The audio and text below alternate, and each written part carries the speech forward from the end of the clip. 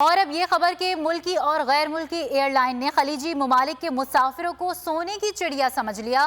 Rapid test کے نام پر یومیہ لاکھوں روپے کی کمائی سے ادارے کے ہونے والے نقصان کو پورا کیا جانے لگا۔ کراچی ایئرپورٹ پر ریپڈ ٹیسٹ کرانے والے سہولیات کی عدم دستیابی پر رل گئے ہیں۔ ملکی اور غیر ملکی ایئر لائن نے خلیجی ممالک کے مسافروں کو سونے کی چڑیا سمجھ لیا۔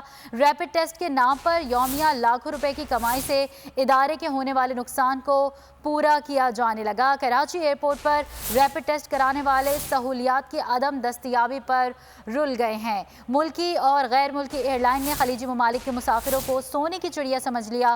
ریپڈ ٹیسٹ کے نام پر یومیہ لاکھوں روپے کی کمائی سے ادارے کے ہونے والے نقصان کو پورا کیا جانے لگا۔ کراچی ایئرپورٹ پر ریپڈ ٹیسٹ کرانے والے سہولیات کی عدم دستیابی پر رل گئے۔ آپ کو خبر دے رہے ہیں، ملکی اور غیر ملکی ایئر لائن نے خلیجی ممالک کے مسافروں کو سونے کی چڑیا سمجھ لیا۔ ریپڈ ٹیسٹ کے نام پر یومیہ لاکھوں روپے کی کمائی سے ادارے کے ہونے والے نقصان کو پورا کیا جانے لگا۔ کراچی ایئرپورٹ پر ریپڈ ٹیسٹ کرانے والے سہولیات کی عدم دستیابی پر رل گئے۔ آپ کو خبر دے رہے ہیں، ملکی اور غیر ملکی ایئر لائن نے خلیجی ممالک کے مسافروں کو سونے کی چڑیا سمجھ لیا۔